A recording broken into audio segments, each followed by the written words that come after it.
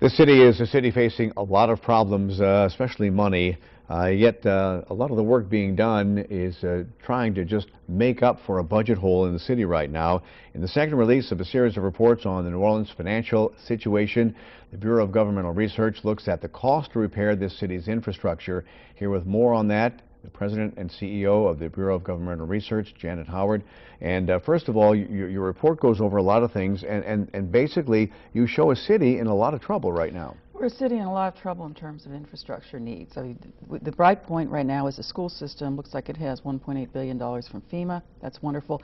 But our streets and sewage and water systems are in big trouble. And we're talking about billions of dollars to fix this. We're talking about a shortfall of about approximately $950 million for Sewage and Water Board just to do what it has on its 5-year plan. Yeah, and that's not fixing the whole system. Oh no, they're in the midst of a study right now for what that will take. Based on past projections, it's billions of dollars.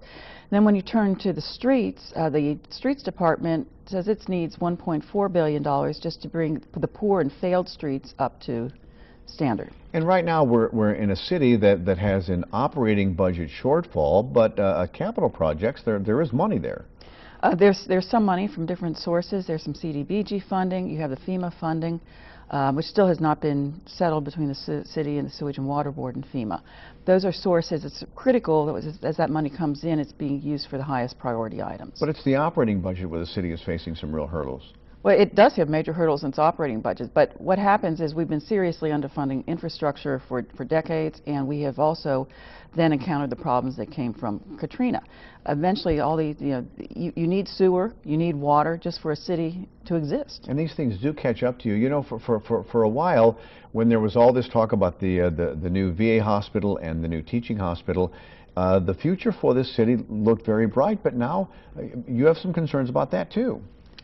Well, my concern right now is with the issue of the infrastructure, because when you look at the needs and then you look at the community's capacity to fund those needs, and it's very limited. We have $2 billion worth of public debt.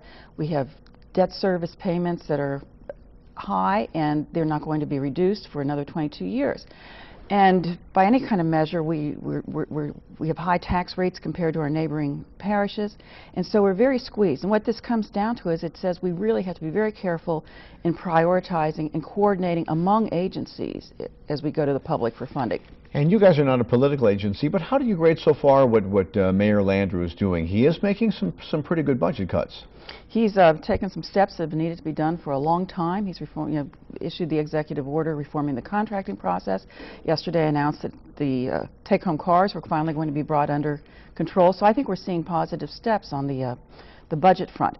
But the capital, you have the operating budget, your capital budget. Your capital budget usually is driven by debt, and that's where we have to be very careful about how we're using our resources. And you think that's in more trouble than the operating right now?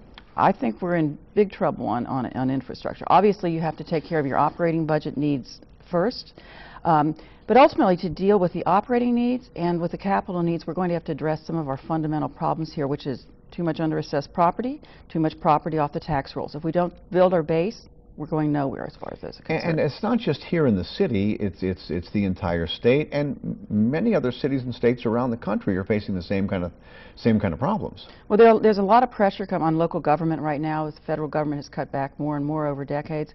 We have the financial crisis. We have looming obligations that are coming home to roost in the area of pensions. As you say, all over the country. Infrastructure has gotten routinely a D in the United States for its quality. And so we've got to start coming to grips with them. And when you talk about billions of dollars, I mean, how do you overcome that with infrastructure? As I said, it's going to require very careful prioritization. I'll give you an example. Voters approved state-of-the-art facilities for prisons before they knew whether they had money to fix their schools. You've got to look at this as a whole picture. What do we need for streets? What do we need for sewer? What do we need for schools? What do we need for prison facilities? And then how does that relate to other things you might want to have, parks, etc. And come up with some kind of picture that deals with it as a whole. And are we not being communicated to enough by government? Is it depending on you guys? Or government operates in silos in this area. I mean, everyone has their own set of needs, and that's what they focus on. So what we're saying is we need prioritization and coordination, both in planning and execution here. All right, so if you'd like to get a copy of the BGR's release, The Price of Civilization Addressing Infrastructure Needs in New Orleans, you can get it online. The full report can be found at their website, www.bgr.org.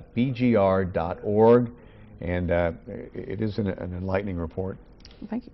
All right, Janet, thank you for coming in. Coming up.